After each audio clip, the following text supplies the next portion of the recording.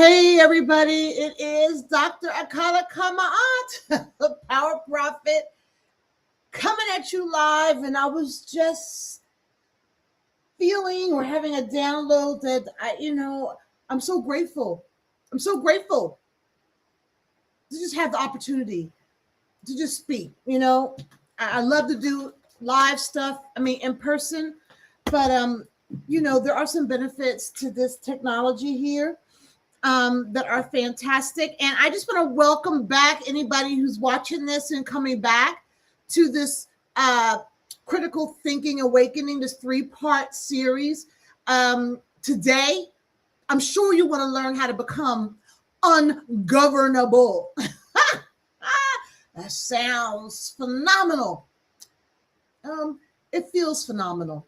And it takes work to get there. And that's okay. That's okay. And yes, I have an intro. I'm trying to work on this, make it a little bit, I don't know, packaged. Actually, no, my little flair, creative expression. So that's a piece of my ungovernability, right?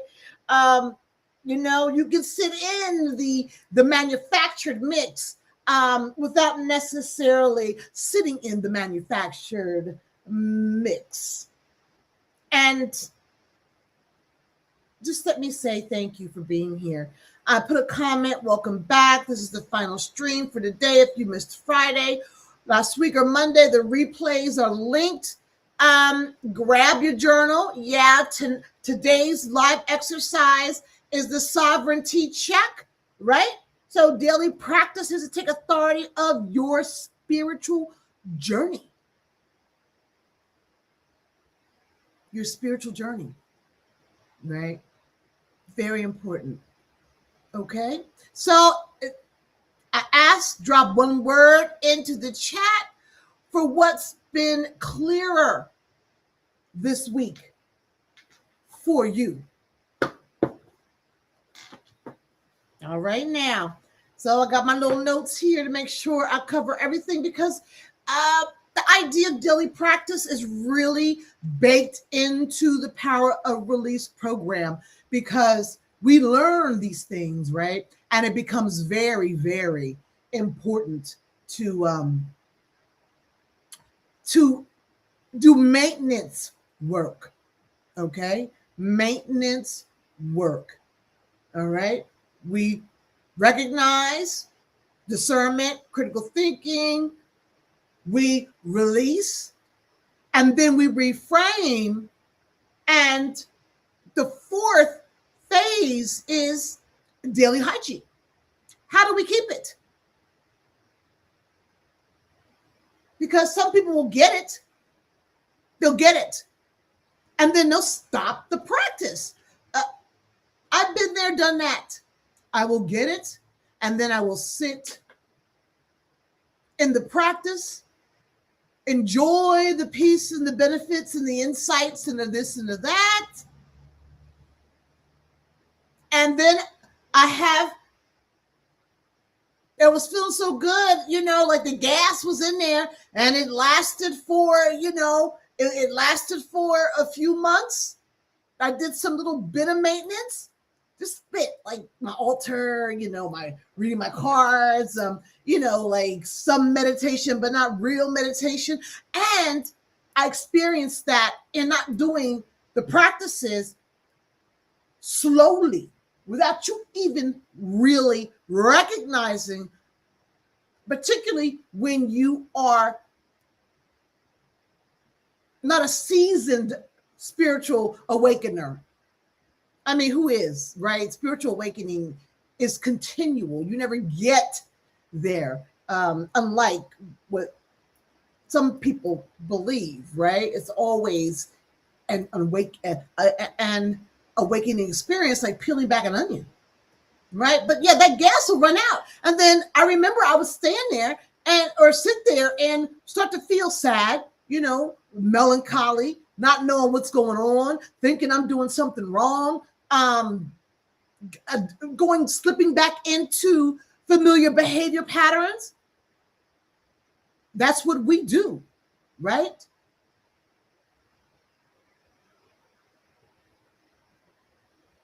And then you're like acting a fool. In my case, back in the day, and I thought she was doing some spiritual journeying. Akila, I am. If you're not daily practicing, if you don't have a daily hygiene regimen to maintain sovereignty over your spiritual journey, spiritual life, which is inclusive of self-sovereignty, it's not going to last. And you may hear an alarm going off right now because it's a little comforting warm in here. Comforting warm, not like warm where it's like, but I have the window open. So if you hear some noise, forgive me. All right. So daily hygiene, daily practices are critical for any activity, particularly if it is around growth, moving from one space into another space, growth, right? I mean, we live in a scarcity-pain matrix of fear. And I learned this back in the day, that never ceases. So if the practice of daily maintenance is not working, I'm telling you, this 3D reality mess will mess you up. That's why I'm doing daily practice today. But I also want to take a moment before I get started just to, I don't know, I'm sensing something, we're in the milieu or in the mix, as I talked about in the in one of the soulless live streams, in this 3D to 5D, that's 3-dimensional to 5th-dimensional movement. 5th-dimensional is not another planet. It's not, this is the way in which it's been downloaded to me through my work, right? It's not going to the planet. So people talk about going into crystalline form.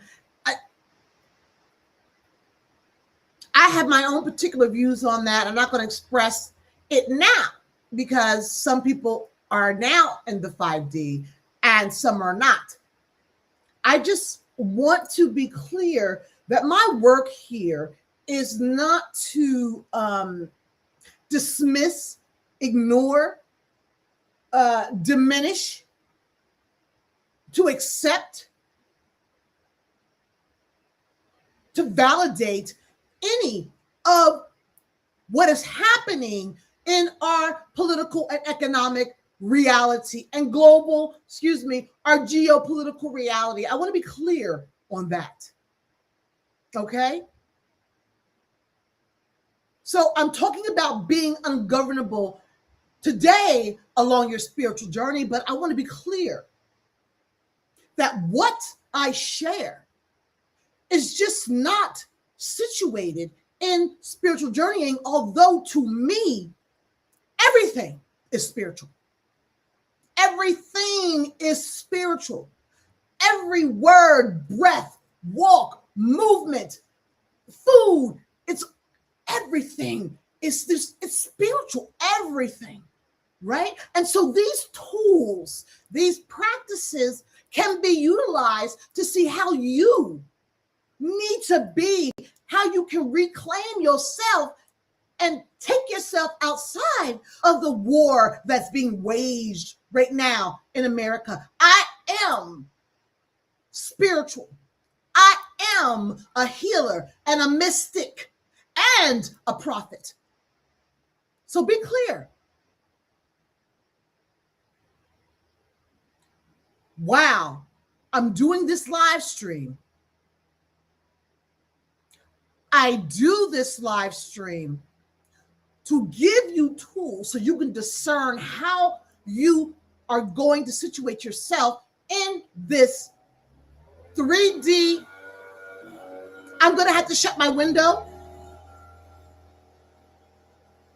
I may have to, and just sweat it out with y'all.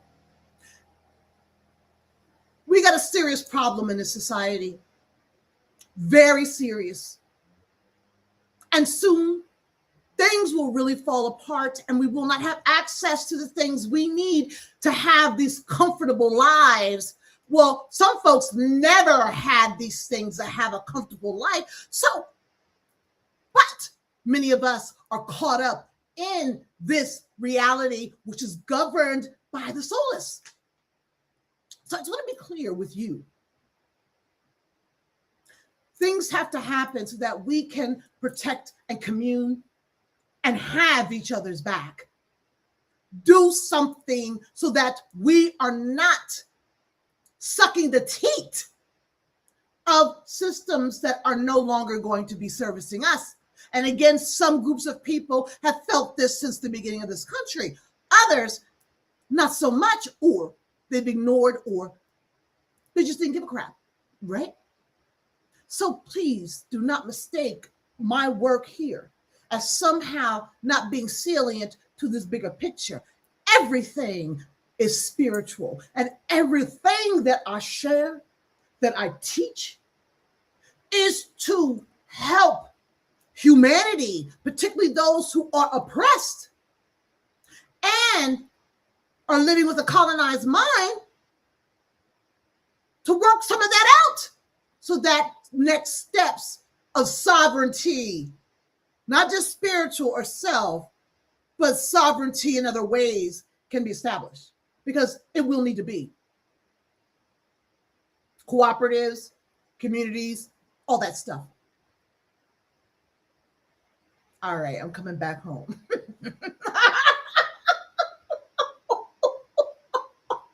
Hi, I am Dr. Akila Ka Ma'at. And yes, I got some opinions. Well, look, I'm on here. So while I'm on here, right?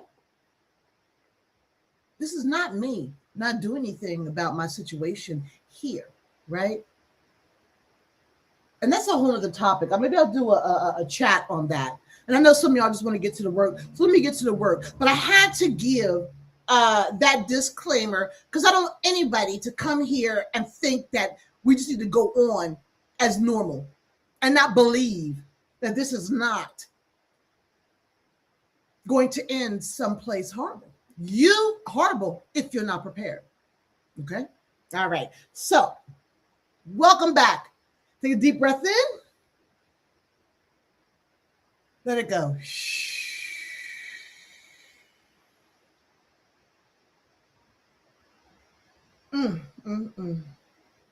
Thank you. All right. I'm Dr. Akila Ka Ma'at, and this is the final stream of the Critical Thinking Awakening, part 3 of 3. If you've met me since Friday, you have already done 2 layers of work with me. Thank you. On Friday, we examined, we named one unexamined belief. And the guidebook, the practice guidebook that we use with that first live stream is in the link in bio. They're together in a companion package. You know, the book is free. You know, all my practice guides are free. And you saw when you examined, when you named that unexamined belief, you saw, perhaps for the first time, that it was conditioning instead of truth. Your truth. Your truth. Okay. On Monday, we mapped a repeating pattern. This is the work, the unexamined belief, and the mapping the patterns are part of the recognition radar phase. Okay. We mapped a repeating pattern. That guide, did I put that guidebook up? I don't know. The guidebook is not up. I will put it up.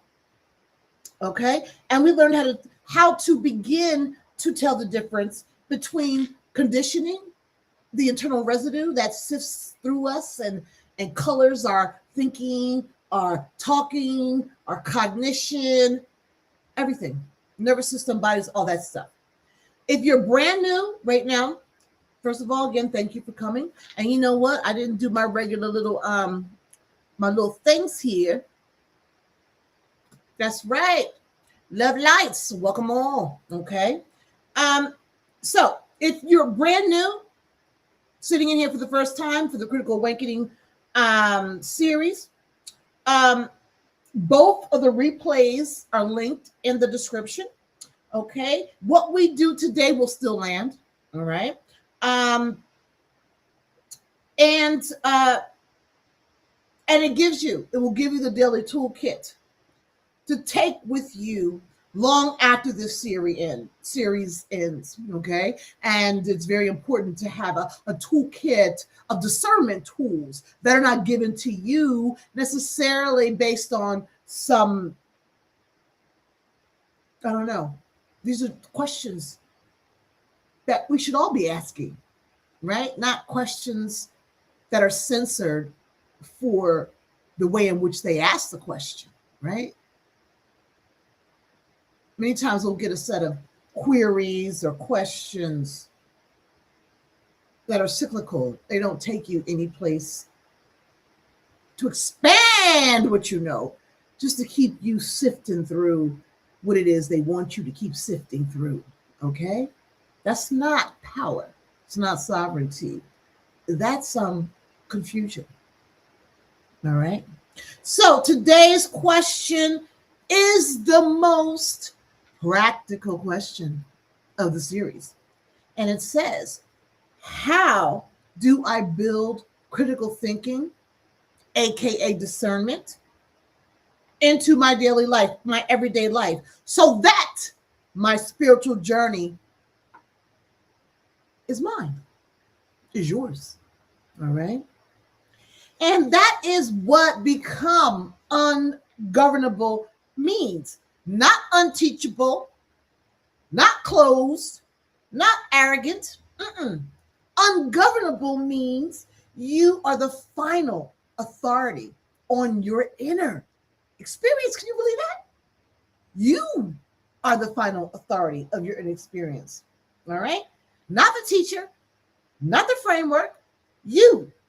And I'll caveat that with, the whole power of release is built on a metaphysical or mystical approach, which is you are the final authority in synergy with the divine intelligence.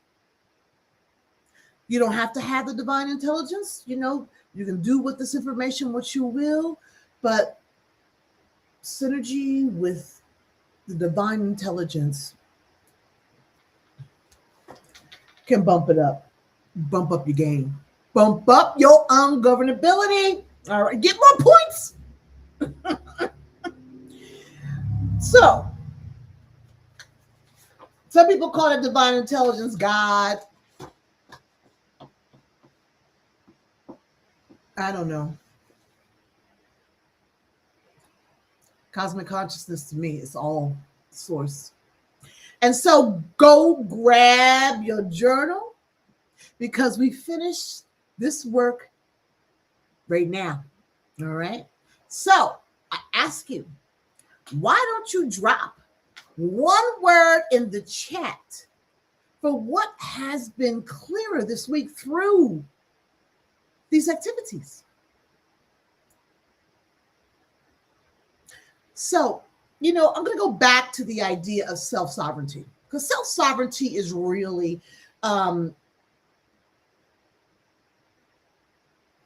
it's critical.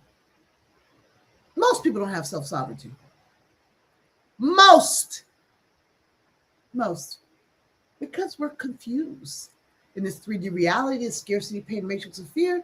Let me tell you, we give it all over to somebody else. And maybe perhaps you can use these questions I'm going to give you today, this daily practice, to discern that. So let me clear the ground right now about what self-sovereignty actually means within my program, my metaphysical spiritual framework. First of all, it's not a buzzword. It's buzzing like a bee everywhere. Bzz, self-sovereignty, self-sovereignty. Self-sovereignty is the buzz, right? And it's not what social media has reduced it to. So let me tell you, self-sovereignty is linked with an individualist philosophy. I'm telling you what my self-sovereignty, what I espouse, is not. Self-sovereignty in Western American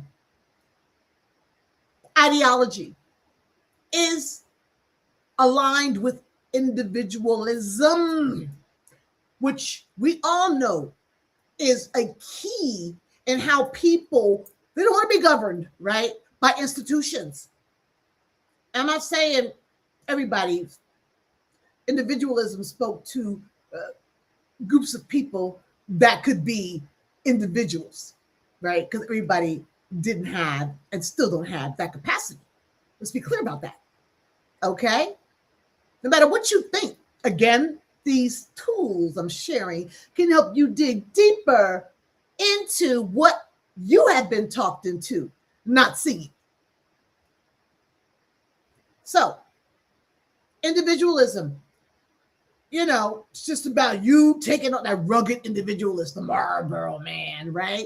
I gotta bring home the bacon, fry it up in the pan, right? That whole, I know you're like, what the heck is wrong with her? For y'all who don't know, that was an old commercial, women's liberation. It was a woman who worked all day and bring home the money and then fry it up in the pan. She was doing housekeeping and all this stuff like some crazy lady.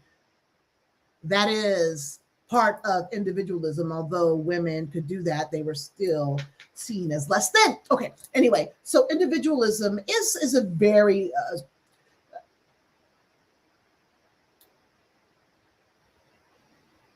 I think it's part of a soulless mentality. Individualism is sort of you just doing your thing on your own, right? It's like you don't want anybody to tell you what to do. Life, liberty, and happiness. You go get it. You do it. But part of that, in the way it's been bastardized in this society, is that it's taking on this veneer of uncaring, separate, isolated as far as emotional attachments, relationships, no collectivity, no collective communal sense. Individualism is the opposite of a collective responsibility. And it's uniquely Western. And because it's uniquely Western, it is tied to a group of people who could do that, right? And so, I ain't talking about that. Let's be clear. I'm not talking about self-sovereignty as it is situated within individualist philosophy, all right? What I am talking about, let me give you this too. Self-sovereignty is not about just word service, right?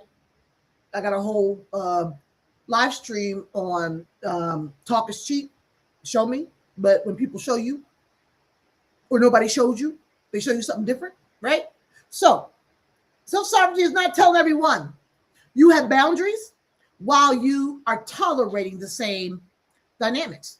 I got boundaries, and just letting, they just like, what? There are none, okay? And it's not, I don't need anyone. That used to be me. I don't need no one. I could do this all by myself.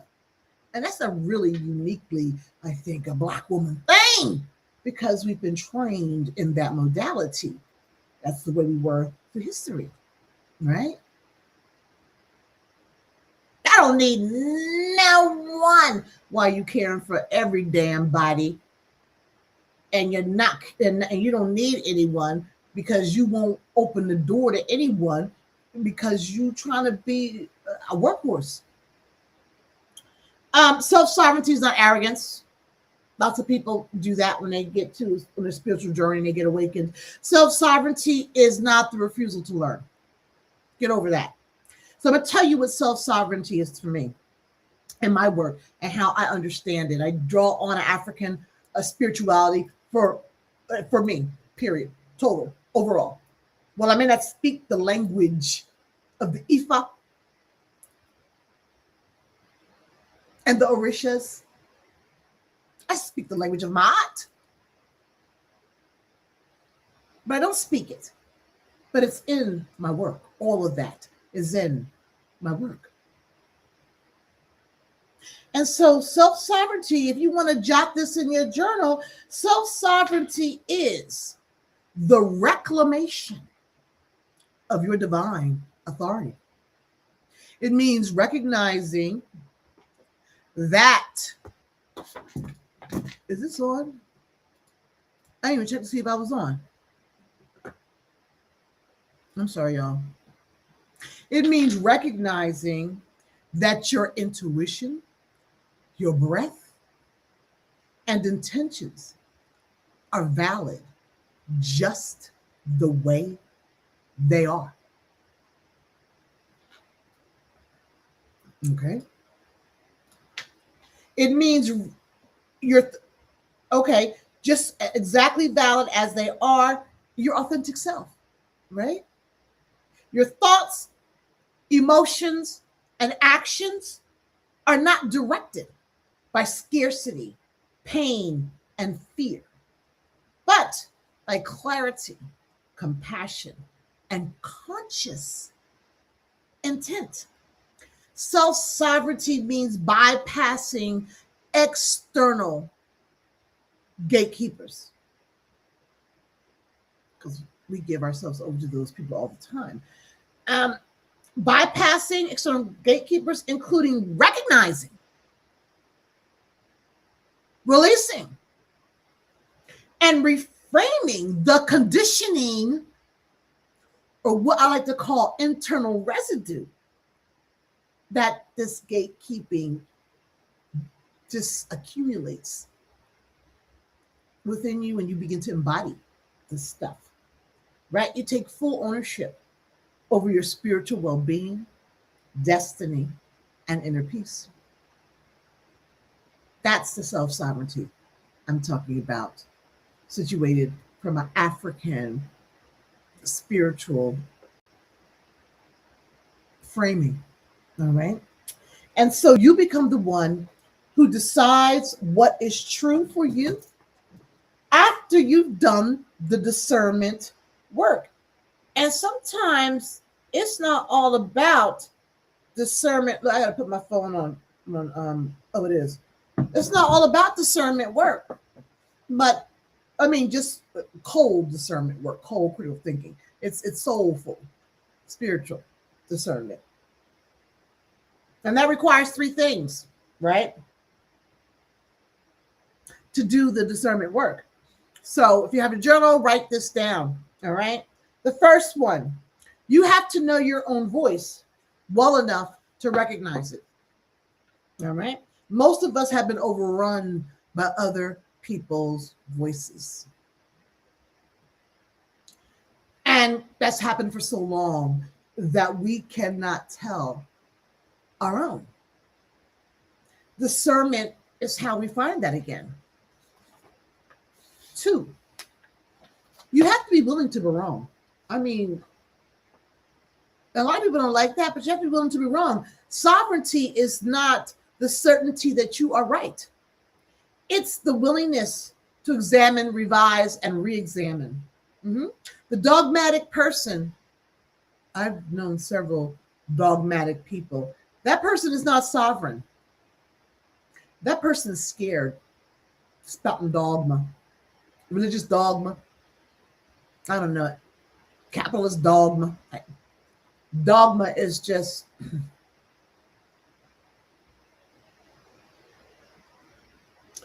it's just the box, the encasement that people wrap around themselves, the words, the philosophy, the grounding of information that is just, for me, it's from the outside. Dogma, propaganda even. I don't know if those two are synonymous. I'd have to do a comparison in that regards, but dogma is BS, you know. Why do these things keep coming on? If something put them up, these things are popping up on the screen, the little captions. I don't know what they're doing there. But it's not dogma. And that's what I mean when I'm talking about, people will give you the tools for your spiritual development, and they want you to just situate yourself within all their materials, right? Or materials that help you make sense of their approach to the world, right? So all those materials are going to be filled with dogma, right? With dogma. And you'll never get out of it because there is no expansion or growth. It's just dogma to reaffirm the dogma. That word dogma sounds funny to me right now. I guess I said it too much.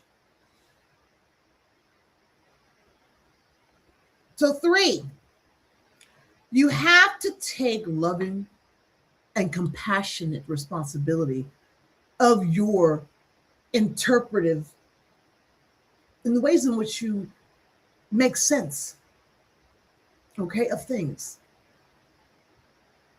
And that's not for what happened to you, right? We're not talking about somebody did something to you, and that's not what we're talking about. That's something different. For what you have made it mean, for what you have made it mean, for the beliefs you have absorbed, for the patterns you have kept feeding. Sovereignty arrives the moment you stop outsourcing, meaning making. And that is a hard nut to crack because people believe in all that out there. Believe it. They believe it. Like it is reality.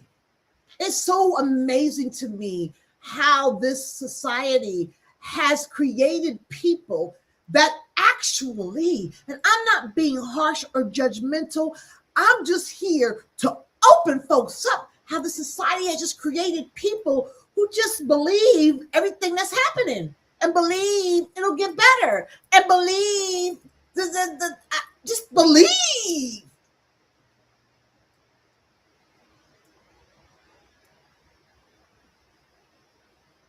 Some people have the luxury to do that. I'll just say that. Others don't.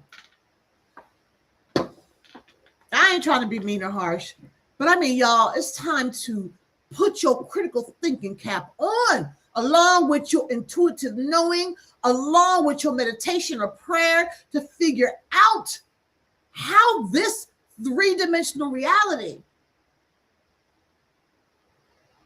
created you.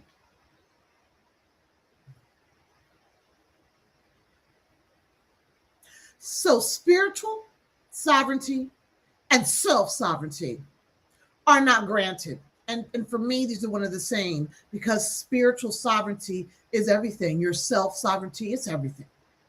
Okay? And that you don't have to necessarily believe in God, right? Okay? So don't get it twisted.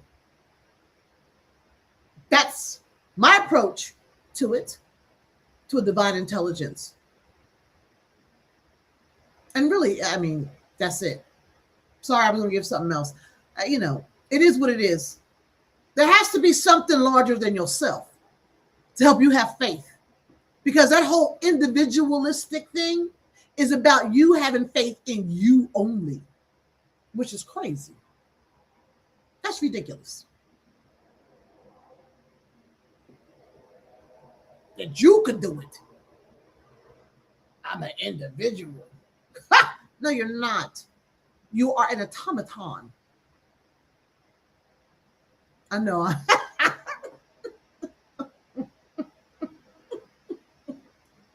Oops, my filter. Woo! So, spiritual sovereignty, self-sovereignty, they're all together. These are not granted, all right? It is reclaimed through practice, all right? And I want to give you the practice, a piece of the practice, right? Because there are many ways and tools and strategies to do this work. The ones I'm going to give you, however, are really cool. So I'm excited about my sharing. So the daily toolkit, daily practices take authority of your spiritual journey. So here is the truth about critical thinking, which from now on I'm calling discernment. People use the word discernment to mean all kind of things. Discernment aligns with critical thinking for me because discernment is not just, okay, I see. Discernment is the work of thinking, examining, critical thinking. And it's not discernment is not a personality trait. It is a muscle. It's a muscle built rep by rep, day by day. And the practices are simple. Most people will not do them because automatons just fall into line with external programming, right? But for those of you who are with me and stay with me here, those of you with me want to take ownership over our lives in ways that disconnect us from reliance on systems, institutions, people who don't really care, right? The people who are sitting with me now, or who will watch this later, and these tools resonate, are ready to make a power play to live their life in ways that are not aligned with this three-dimensional reality of the scarcity-pain matrix of fear. So most people will not do these practices, which is exactly why these practices work for those who will. I have no idea what I was writing in that sentence. So I'm going to take that out because it doesn't make no sense. I'm going to restate it. And these practices are simple, which is exactly why they work for those who will practice them. So I'm going to give you 5 daily movements. Movement is life. Okay? So move 1, I call the 24-hour rule. When a new belief, framework, or knowing arrives, and you're like, oh, I got the answer. I heard it. I'm going to do it. Like you want to do it on the spot. Don't. You wait 24 hours. Sleep on it. Let your body process it.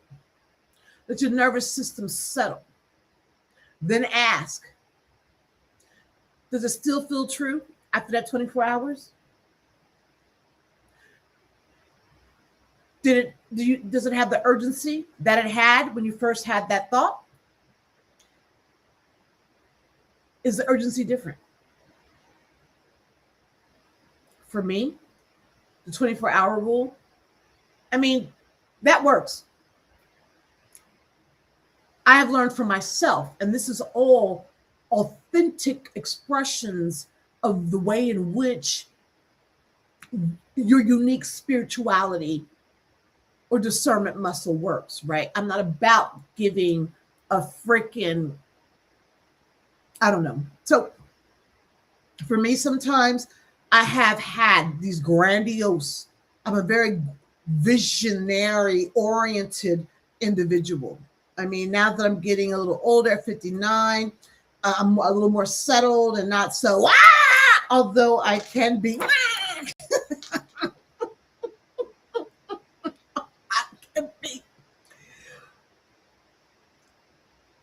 know from my pattern, right? And I have to be very clear about this pattern. It might have a tinge of the matrix in it. So I will feel like I have a download, sense a download, something about a business. I'll give that example about a business, right?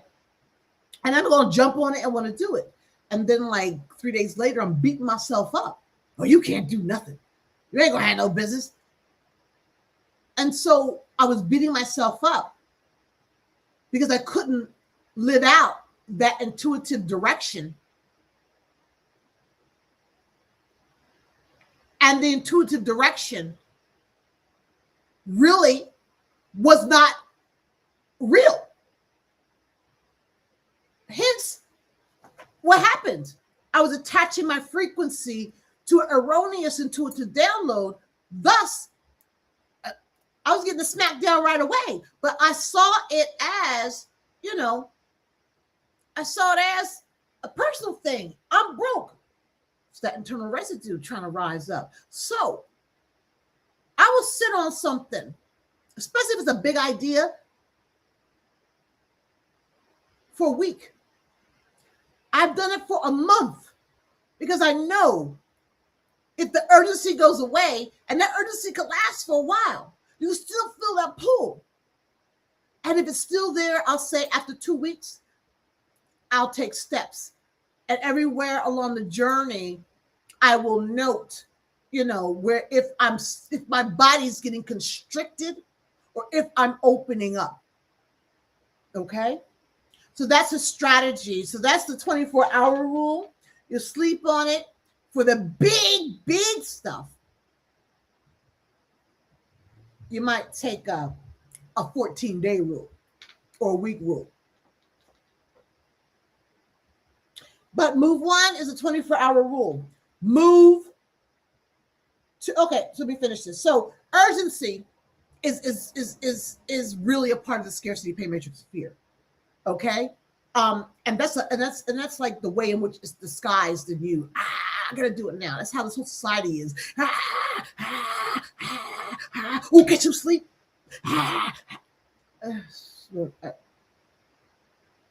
I'm so sick of this.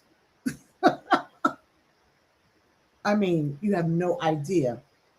But the real truth can wait. Now, of course, we have major decisions, and maybe this rule. This rule should be applied all the time. You should always say, "Give me 24 hours." Period. But then, of course, people come up with this, I got to do it now. I need to know now. That's the Scarcity-Pain Matrix of fear driving you. Okay? The real truth can wait a day. Internal residue, the conditioning, rushes you because rushing prevents examination. Sit with that. Move 2. Source checking. But this is a spiritual journey. I'm not in college. Why do I have to check sources? That's crazy. What is she talking about? For every belief, teaching, or practice you've adopted, ask, where did this come from? Not always to discard it, but to know. You should want to know. This is your life, your spirit, your spiritual journey is your life. So sometimes the source could be a teacher you trust. It could be a family member you have never really sought to look into or examine. Sometimes it's a culture, a society, a branch of the government, a trauma adaptation, and an algorithm. I'm going to say algorithm because I do have experiences with this. Like I use, I'm going to give an example, Opus Pro. Because you're like, well, algorithm, how's that fit into it, trauma and culture? An algorithm. Of course, I come from the whole first half of my career as a researcher was dealing with digital health inequities, right? It dealt with, use of the cyberspace, like when I was in the whole time when it was invented. And so I have seen, yes, it has great capacity for folks that believe in that capacity. Uh, but it, we're using the tools, as somebody would say, the master's tools. I was like, okay, whatever. The hell you gonna do, right? But yeah. But yes, there are some deep disparities and inequities in digital health technologies. Um, the algorithm, as I've experienced in this walk as a doing the spiritual content creation, right? Um, to support my practice, right? Um, like I'll go and want some B-roll on one of my videos, one of my clips, and I'll click generate B-roll. I mean, this has happened more than 2-3 dozen times. I finally stopped. The only images, the dominant images, I'm a Black woman. The dominant images that come up 95% of the time are white men. I'm like, what the hell do they got to do with what I'm talking about? And then it's white women. And I always got to put in an extra request for Black people, Black women, Black men. Right? An algorithm. Where did that come from? We know we ain't creating these platforms. And they always like take one of your clips and they do it for you just so you can see. And I'm like, and when I see the first image of the white man, not that I'm saying look, it is a white man. When I see the first image of a white man that is so contradictory to a message in that clip, like, why is he in there? I'm not even talking about men. I'm not even talking about that. I just trash it. It just seems ridiculous to me. And that's not the only program. Well, Opus, a lot of people use it. It has great functionality. But for people who of a different of a persuasion, when you ask for B-roll, it's just going to populate all your stuff with white people. And then when you ask for Black folks, it gives you some really, you can never find what you really want. This all this stuff, even on Canvas algorithm, right? I'll put in, it'll say, what kind of video do you want? And I'll say, give me a video of a woman, thinking. A video, of a woman thinking, and white woman, right off the bat. Like, what? And then I know times I put into the little AI generation thing. I'll make a revision, create a video with, and this, I'm being really simplistic in this description or this prompt, but create a video with a Black woman. First of all, to give you some random Black woman like jogging down the street, which is the white woman before that fit. The Black woman, it doesn't make sense. And then you'll say, no, give me an image of a Black woman thinking in a chair. And I've gotten back so many times. Error. So you think algorithms are benign?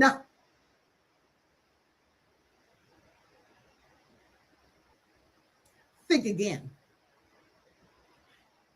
And so where did this come from? I said culture, society, religion, trauma adaptation, an algorithm, a family member, a teacher, and sometimes it's you at 12 years old making a decision to survive. So where did this come from? You do not have to abandon a belief. just because the source is questionable. Remember that. People get, kids, no, they're a liar. Look, we live in a world of both and, okay? Now, again, that self-sovereignty, that inner authority, that spiritual sovereignty will allow you through discernment to evaluate if you still want to stay with this person or if you still should. Doesn't mean you just got to run out and drop everything you know, especially if it's been feeding you something that is doing something. Sometimes we start somewhere, we have a realization, and we go to someplace else. That's all this is. There's no commentary on your intellect, on your spiritual direction, your capacity to hear. It just is. This is the work that is necessary to do. And you do have to know. Why would you not want to know? Move 3. Body check. My favorite. The belief. I use this a lot. In the practice guide that I have in my link in bio called The Body Speaks, it highlights that the body tells the truth before the mind catches up. That's true. Scientifically true. Your nervous system, it knows, right? And so for any belief in question, place your hand on your chest or your belly and read the belief out loud. So what is the belief?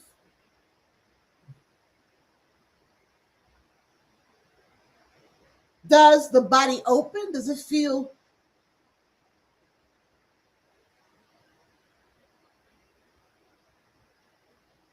I'm just giving you the body, right? Softened, warm, deeper. Is there an exhale? Or does the body brace, tighten? You hold your breath. You contract. It doesn't have to be like, like some weird way of reacting. This stuff could be even subtle. So you sit and you notice. Openness is often agreement from deeper than thought. Okay? Bracing is often a flag. Either this is false for you or it is truth, but unwanted by you, by your body, by your nervous system. It's just not resonating. It's not in resonance. Either way, the body is the information. And this really, and just to give you an example of this one, for me, I have a very clear body reaction. I could go into a place and I could feel my stomach panic mode. For me, that's like this weird flutter feeling. My body's telling me there's something wrong. Or I can go into a place and I just feel nothing. I feel a sense of peace. That's that openness.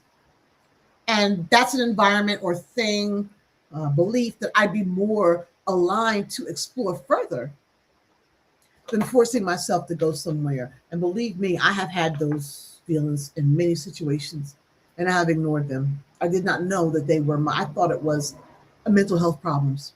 Go figure, see? Farm out all your stuff to people and you get what they tell you inside yourself. You can't even understand what your body's doing because you've been poured into so much that this has to be, I got butterflies, I got anxiety, that you begin to define and make sense of what's happening to you aligned with the external gatekeepers that put gates up around your own understanding of you, your body.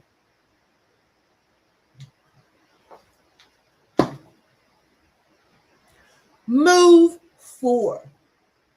The 5 sovereignty questions. All right, now.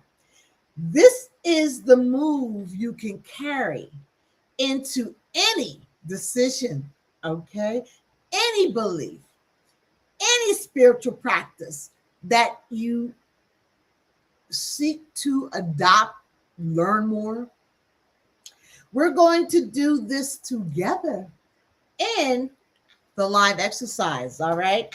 So I'll preview them and then we'll do them, okay? So the 5 questions are, where did this come from? Have I tested it in my own experience? Does my body agree? Whose voice am I hearing when I think about it? If I release it today, what would I lose? And who would I lose? It's really hard to release something in a day, but just trying to make it a little bit more contained because, while this work is critical, just to live well, if people don't really want to do this work, they want everything simplified. So if you feel you can release it in one day, maybe it's a decision that you can make. That could be the release in one day. All right. But some of this other stuff, that's why I have the program, The Power of Release. And so the last question is the most revealing. If I release it today, what would I lose? Who would I lose? Because some of our releases are not really about us. They are about belonging, a collective. That's powerful. Very powerful. So move 4, we're going to do the live exercise. So I'm going to go into move 4, we're going to do an exercise. I'm going to talk about move 5. Evaluate teachers and sources. This includes me, although I'm not necessarily a teacher anymore. I am a guide, a healer. But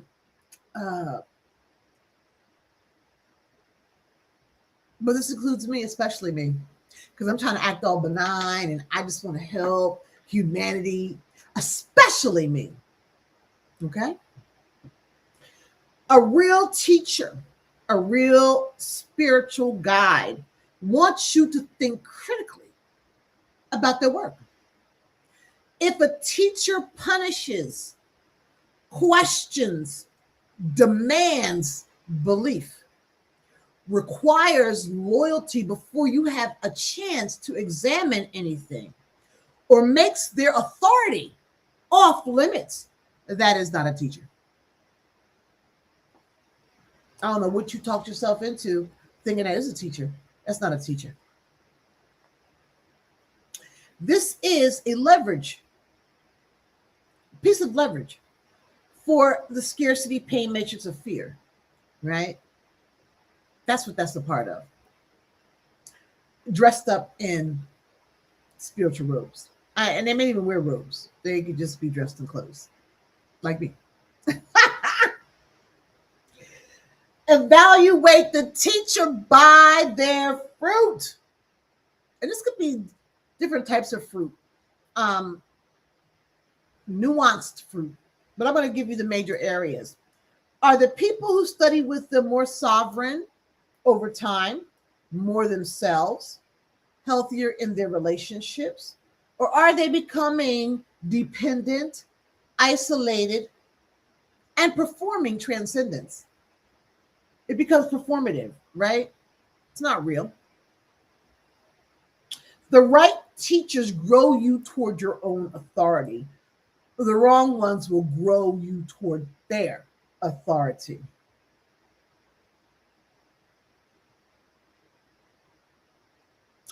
So we run the sovereignty check, move 4 live together. We're going to pick one. You're going to pick one belief, a decision, or spiritual practice in your life right now that has been weighing on you. This is the recognition radar part of it work, right? We're going to put it through the 5 questions that I've given you. So if you need to get a drink of water, go run to the potty, find your journal, do so. I'm going to take a sip of Red Bull. This is one habit I got to break.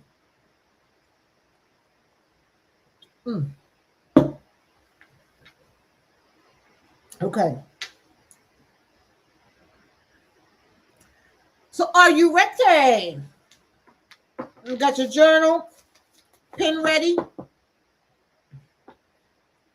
Your eyes can stay open or closed as you think. I can't see anybody here, you know. Not yet anyway. Right?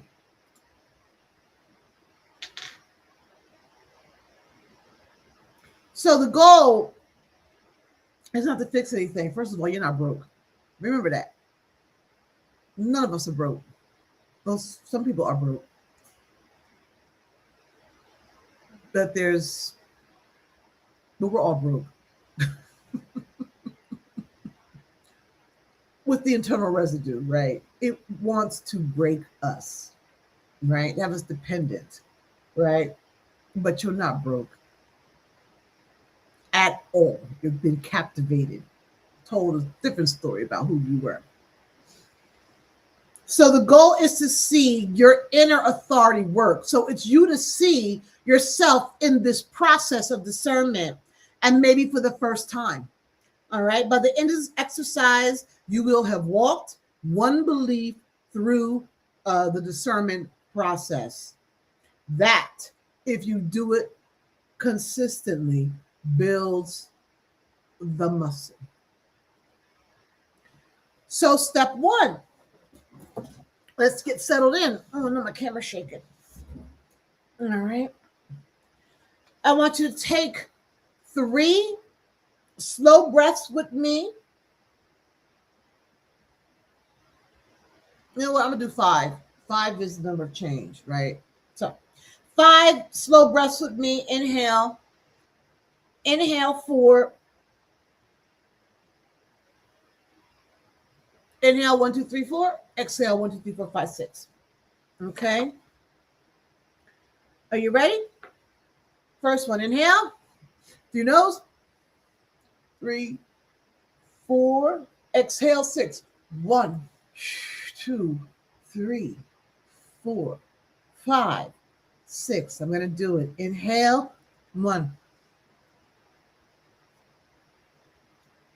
Exhale.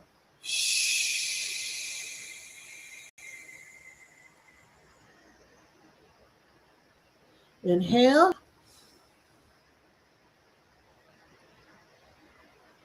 Exhale.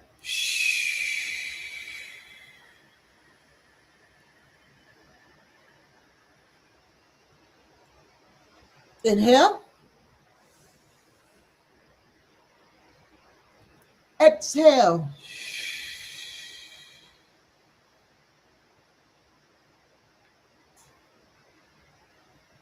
Last time, inhale.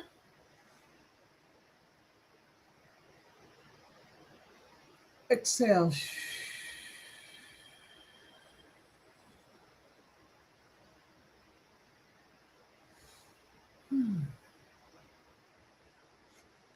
Just sit there for a second. Feel that release. So we're going to choose our subject matter right now. Pick one. Just one. Not the biggest. The most alive for you right now. That's your subject you're going to focus on. It might be a spiritual belief you have adopted that you've never actually examined, a decision you are sitting with, a relationship, a move, a course, a teacher, a practice you've taken on that doesn't quite fit, but you keep doing it, an interpretation of something that happened to you that you've never questioned. Write the subject at the top of your page in one short sentence. Here's a sentence. The thing I'm examining is. The thing I am examining is. Is it a belief, a decision, relationship, a move, course, teacher, a practice. Doesn't quite feel right, but you've been doing it. An interpretation of something that happened to you that you never questioned. You come up with your own in authority here. All right. The thing I am examining right now is the thing I am examining is. Take a moment, jot it down.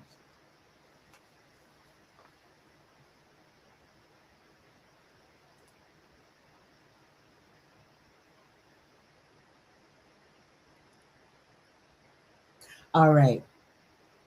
Step 3. We're moving into the 5 sovereignty questions. About 5 minutes for this. Keep an eye on the time here. So we move through these questions slowly. Write at least one sentence for each. Okay. Question 1. Going back to the thing you're examining. Question 1. Where did this come from? Whatever you're examining, you write it down. Ask, where did this come from?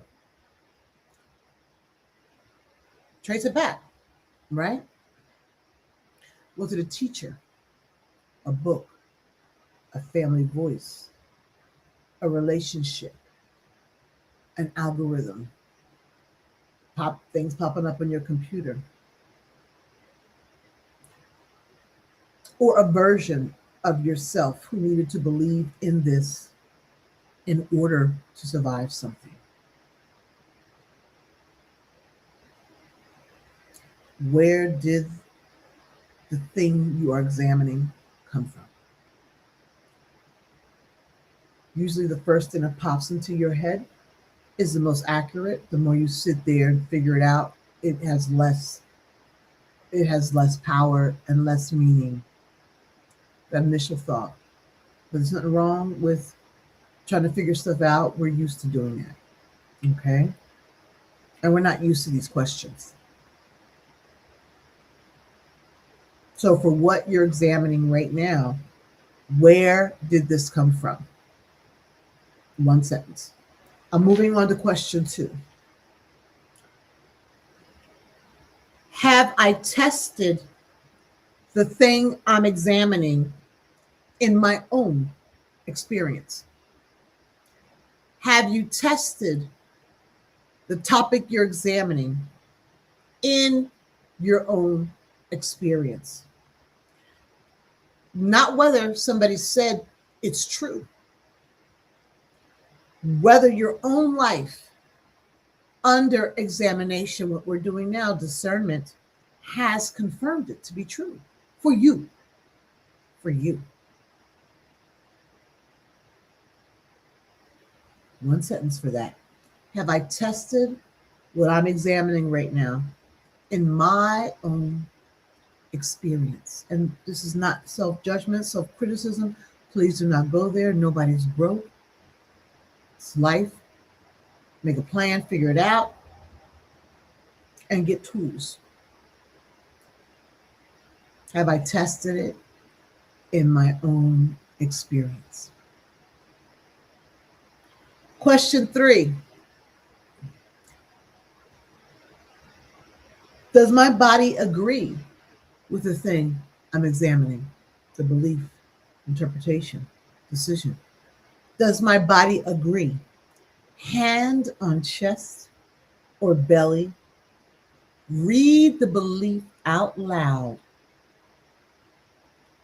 Notice what happens. Do you feel openness or do you feel a constriction, a fist, a closed fist? You feel an open hand or a closed fist? Notice and write it down. Does my body agree with this thing I'm examining tonight? Hand on chest, belly, read the belief out loud. Open hand, feeling, or closed fist. Notice and write it down.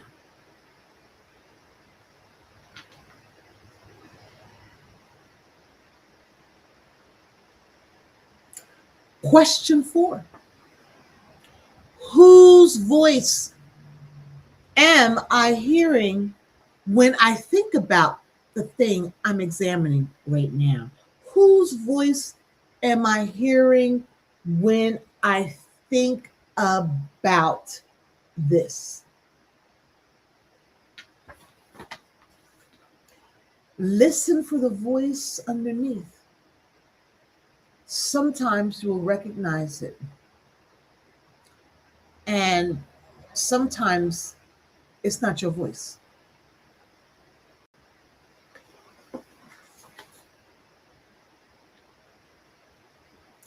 Four, whose voice am I hearing when I think about the thing being examined today? Whose voice is it?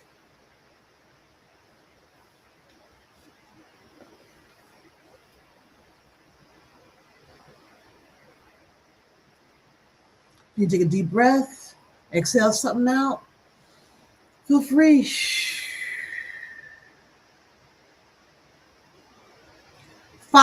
Question 5. If I released this thing I'm examining right now, who would I lose? Excuse me, what would I lose? Who would I lose? If I released this today, what would I lose? Who would I lose? This is the doorway. Some of our beliefs are not about us. They are about belonging. Belonging. Honesty here is the practice. If I release this topic I'm examining today, what would I lose? Who would I lose? Honest, all these things require honesty. You lied to yourself. I don't even know what that would be about. Like right out. Sometimes we lie to ourselves subliminally, with the eternal residue, but to just lie doing an exercise and knowingly do it, you're not ready.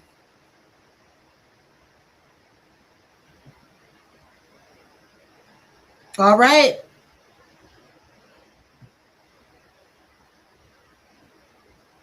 Look at your page.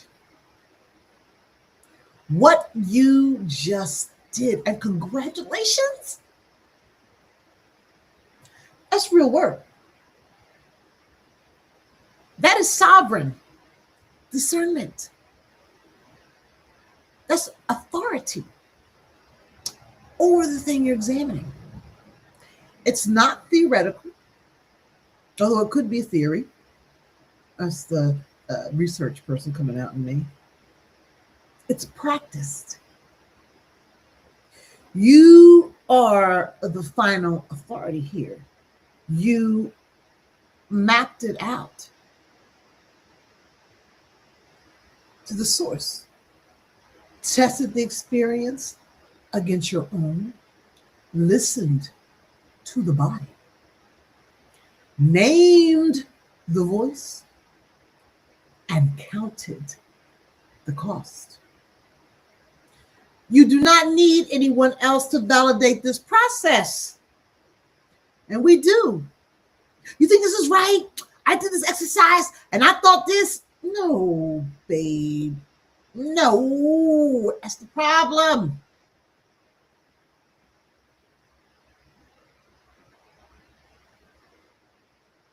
You don't need a validation or correction or A or B or C or that. It's not about that. You need only honesty, your breath, and your time. You have to believe in yourself. And that's one thing that gets taken away from us. People believe in the money, believe in the validation, and they believe in themselves as a commodity to get it.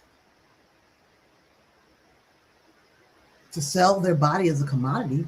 And here we all sell our body. We're all street workers. We all go someplace. That's why we call human resource like cattle. We don't hardly get paid what we're worth.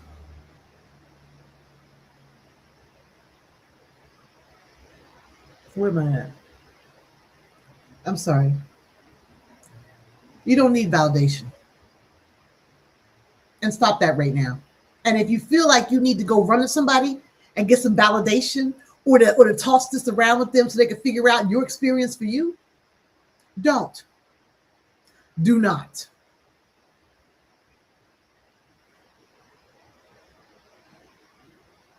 Again, you only need honesty, breath, and time. And that is what becoming ungovernable looks like. Quiet, steady, done one belief at a time. You do not have to release the belief, the decision, whatever your topic was right now. You only have to see it truthfully. That in and of itself, that discernment can heighten what you need to do next, steps you need to take. So, thank you for sharing your time and energy with me right now, doing that live exercise. I'm so grateful for sitting in this with me and going through this process. These are tools that are part of the recognition radar. And if you really want to talk about what you wrote down, you can always contact me. Link in bio, email me.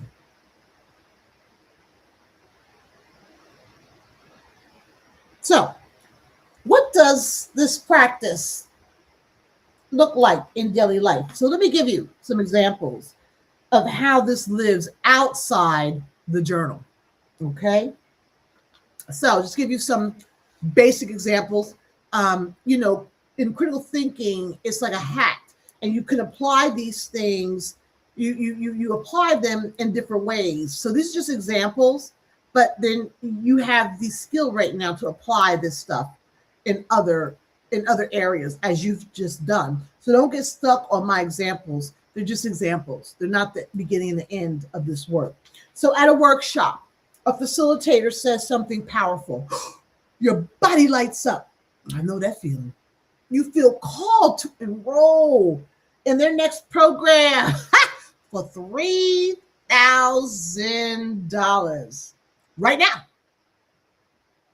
Because the energy is open and they say spots are limited. The sovereign move, 24-hour rule, period. Sleep on it. If it is still there tomorrow, it will be right tomorrow at the full price too. Like I said, urgency is the tool of the Scarcity-Pain Matrix of fear. In a relationship, someone you care about ask why you didn't text back sooner. You feel the old defensive script starting to rise. The one that says, I have to over-explain to be loved. You catch it. The sovereign move, name the voice. Whose script is that? Not yours. Yours is calm and breathe. Speak from your voice. In your spiritual practice, a meditation isn't working anymore, and you feel guilty about it. The voice says,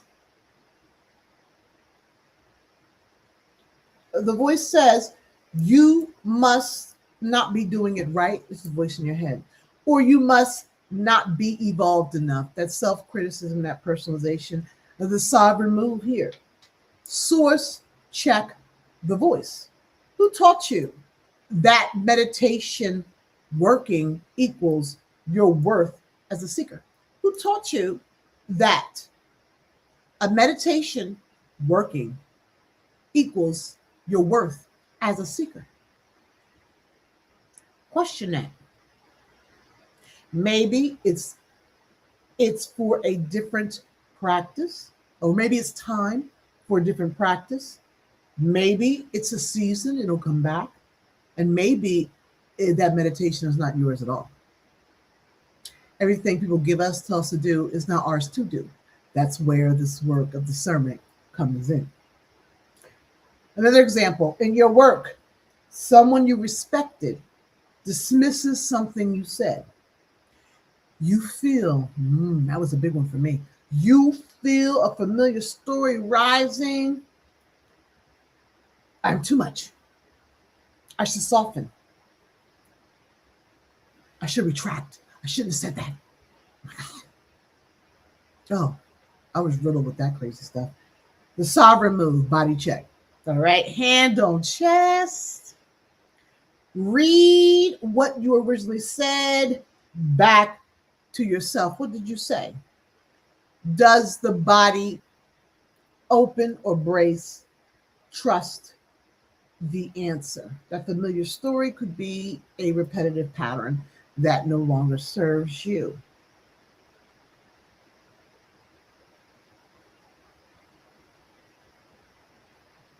Yeah, trust the answer, your body. These moves take seconds to learn. You put a little cheat sheet, right? And look, they take years to embody. You know, I was in academia for years, so critical thinking just became really important to me, to my work. But everybody can build this muscle of discernment. Everybody. And it's just ongoing work. It's years to embody, but it's not years to practice.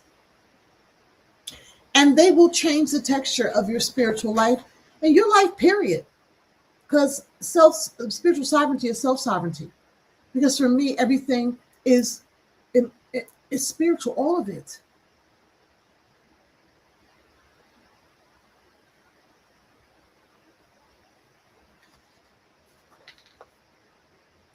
And so some of you may be asking if the sovereignty check, what to do if the sovereignty check and answer is uncomfortable. That's the point. The check is not a comfort tool. It's a clarity tool. The discomfort is information. You sit with it. Now, if you're rife with some serious diagnosed PTSD trauma, and maybe this work, it may not be for you at this time.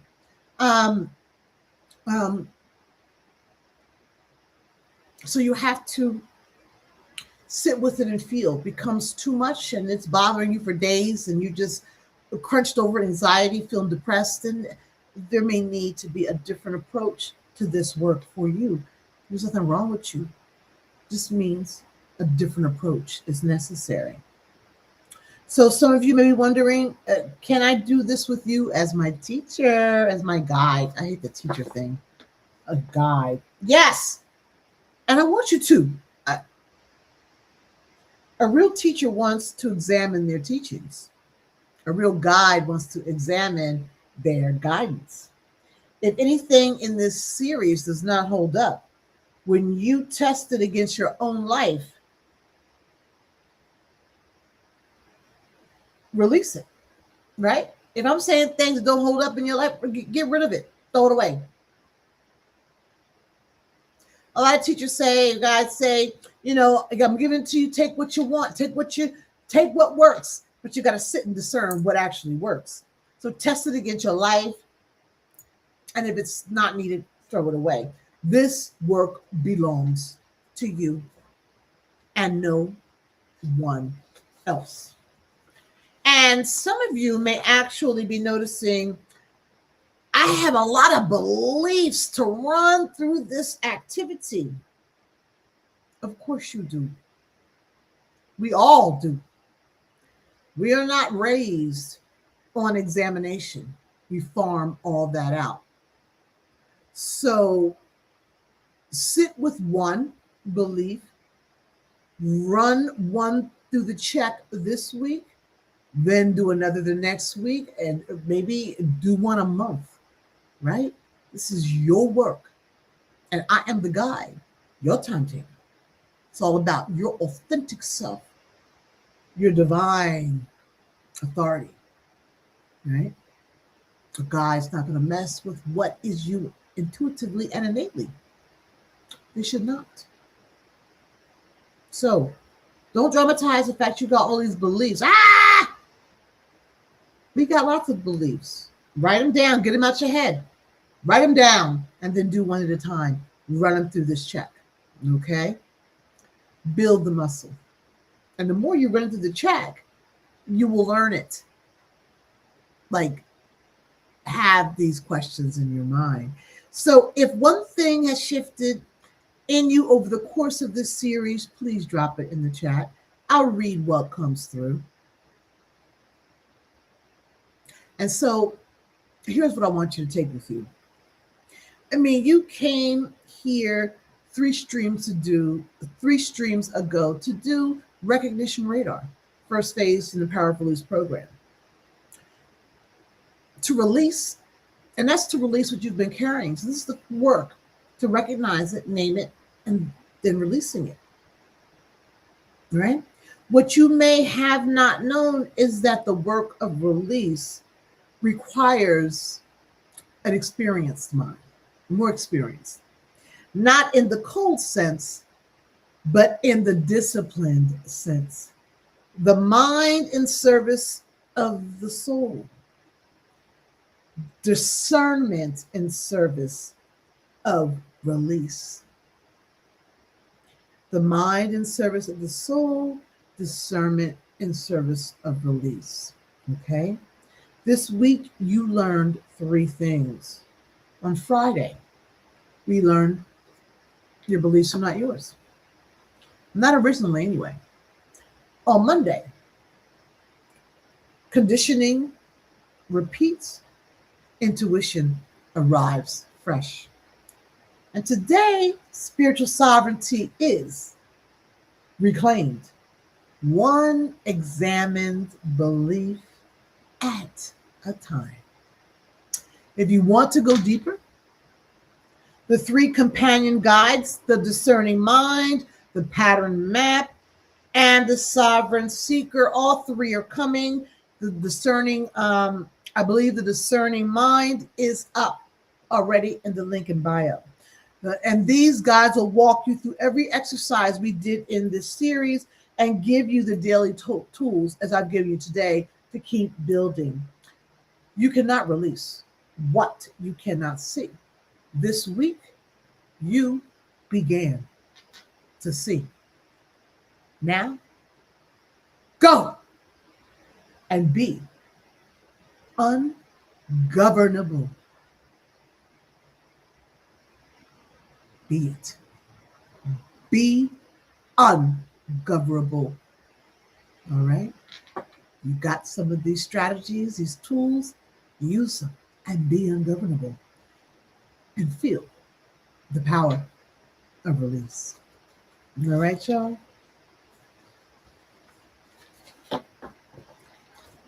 That's it for today. That's it. This series has been fantastic. I thank you for your time. The hour and a half clock ticking. You know, I got to show you some stuff real quick. This is my link in bio to get to the actual guides. If you don't want to go all the way back to the description, take a picture of that, take the link in bio, access to free practice guides, all right? I also want to share with you the spring surprise, which is 75% off starred sessions for new clients, expires in 30 days from today, I think, on June 20th. This is the QR code to go and look at the starred sessions. You can actually bring this work we're doing here into your recognition radar session. We have one on in this eligible for the spring surprise. Bring it on in. Do the work. 75% off. It's not going to get any better than that. That's it. All right. That's for you. And what else we got going on here? We got our Kindle. The book Power of Release. I need to put up my other books. You know, you want to know more about me? I'm an open book. I write everything in a book.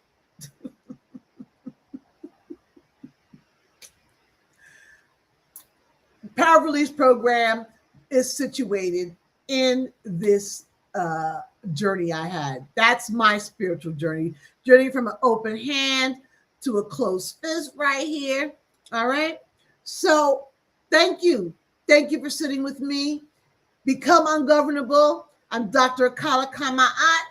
Take these daily practices and take authority of your spiritual journey. Thank you so much.